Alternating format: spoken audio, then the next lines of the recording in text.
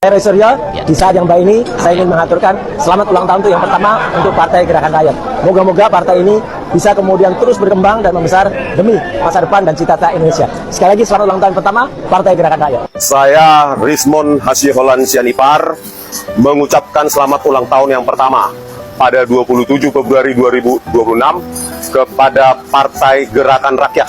Semoga menjadi partai yang dapat menyerap aspirasi rakyat ya untuk semata-mata kemakmuran dan kesejahteraan rakyat.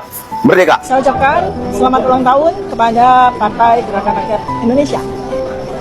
Saya Dr. Tifa merasa senang karena Partai Gerakan Rakyat Indonesia sudah bertekad untuk mengusung Pak Anies Baswedan sebagai calon presiden 2029. Semoga Partai Gerakan Rakyat terus jaya dan berada di hati masyarakat Indonesia.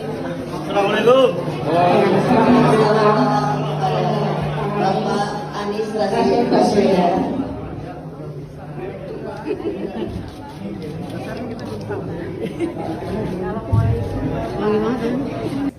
Lalu pertanyaannya, apa yang harus diprioritaskan sekarang?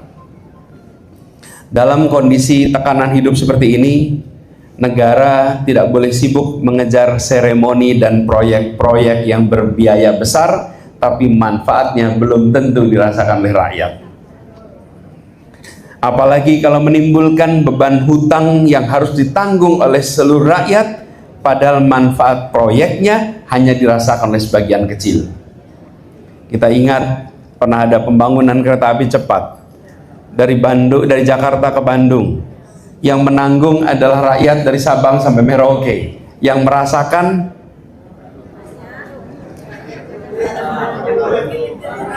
inilah contohnya. Bagaimana ke depan kita harus lebih memastikan program-program yang dibiayai oleh rakyat dirasakan oleh rakyat. Jadi energi fiskal, energi politik harus diarahkan ke meja makan keluarga dulu. Bansos yang datanya benar, bantuan yang bisa sampai tanpa potongan, layanan yang cepat kepada warga, itu yang betul-betul dibutuhkan. Negara yang kuat itu akan melepaskan beban rakyat yang paling bawah dulu. Jadi kalau negara kuat itu bukan meringankan yang di atas, tapi harus meringankan yang di bawah. Dan program-program besar yang menyangkut anak dan keluarga harus menjadi prioritas penting. Pelaksanaannya harus aman, harus rapi, dan bisa diaudit. Tapi kalau programnya baik, eksekusinya tergesa-gesa, mutunya dikompromikan, keselamatan dikorbankan, maka anak-anak kita yang justru menjadi korban. Lebih baik sedikit bertahap, pelan tapi pasti sampai ke setiap anak, daripada cepat tapi menimbulkan masalah dalam pelaksanaannya. Dan kita bisa saksikan kebutuhan tentang lapangan kerja ini bisa digenjot sebetulnya lewat program-program padat karya yang langsung menyentuh kota dan desa. Sederhana, pembangunan saluran air, irigasi kecil, jalan lingkungan, pasar rakyat, sanitasi rumah susun sewa. Itu semua adalah model-model yang bisa menyerap tenaga kerja, bisa menggerakkan ekonomi lokal, dan rakyat bisa melihat dengan mata kepala sendiri bahwa negara memang bekerja untuk rakyatnya. Dan bersama dengan itu, kita lihat usaha kecil yang hari ini kembang kempis. Usaha kecil harus dibuat lebih mudah hidupnya. Apa misalnya? Izinnya sederhana, pajaknya ringan dan jelas, dan pembayaran proyek pemerintah yang tidak molor. Kasihan usaha-usaha yang bekerja untuk pemerintah, bayarannya tak kunjung datang, tagihan tak pernah direspon. Ditambah lagi kita perlu bantuan modal langsung kepada semua usaha. Ini adalah contoh yang perlu dikerjakan oleh pemerintah. Nah, bagaimana pemerintah perlu membenahi ini semua? Ada satu hal yang juga dirasakan oleh publik. Apa itu?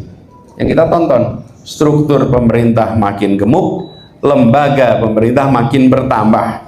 Di saat yang sama, daerah diminta untuk efisien, rakyat diminta untuk berhemat. Ini pesannya menjadi tidak konsisten. Ada penambahan badan-badan baru di berbagai tempat, sementara Pemda di seluruh Indonesia diminta untuk lebih efisien. Nah, ini yang kemudian menimbulkan pesan yang bercampur. Ketika rakyat mendengar pejabat bicara efisiensi, rakyat tentu senang.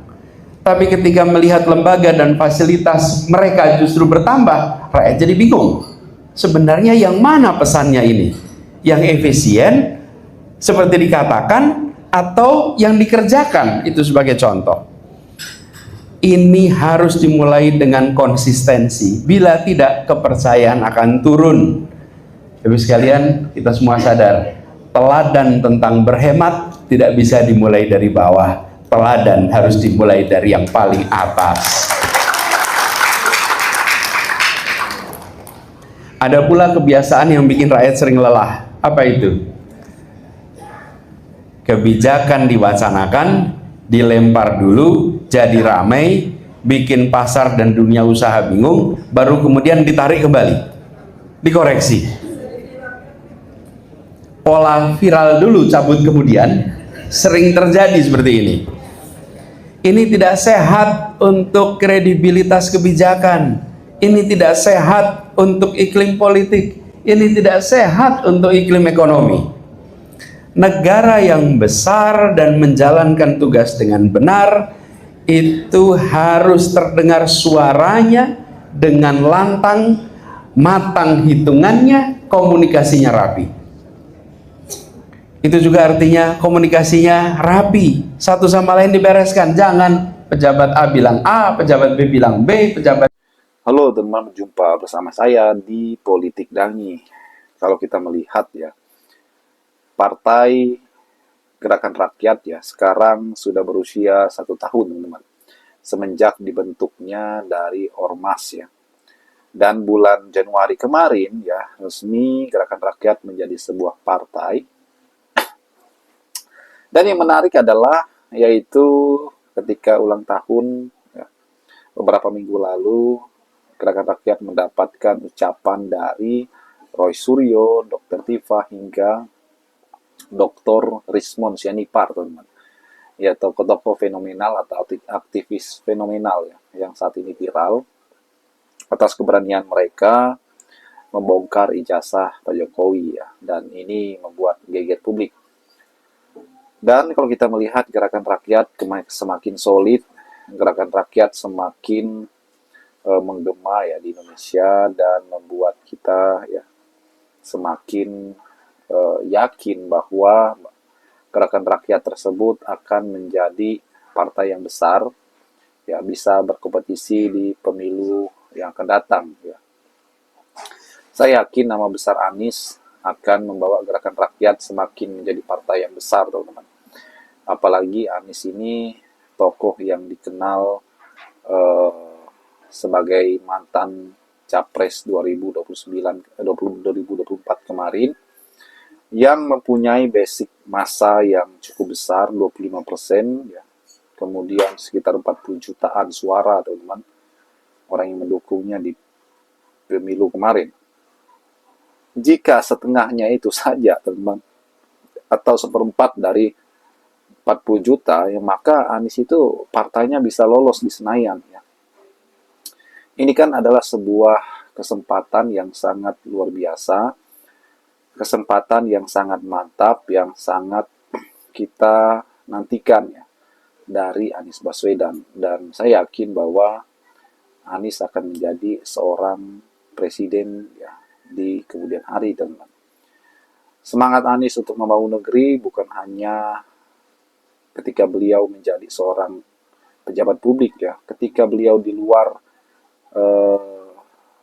pemerintah pun ya, seperti saat ini beliau oposisi, beliau membangun masyarakat, membangun negeri itu, teman, dari masyarakat, yaitu membantu masyarakat berjembatan, aksi sosial, Yang notabene dana-dana itu bukan dana pemerintah, melainkan dana donatur, relawan, sukarelawan. Ini kan sebuah hal yang sangat luar biasa. Bagaimana menurut kalian? Kita diskusi di kolom komentar ya. Sampai jumpa lagi teman-teman. Salam.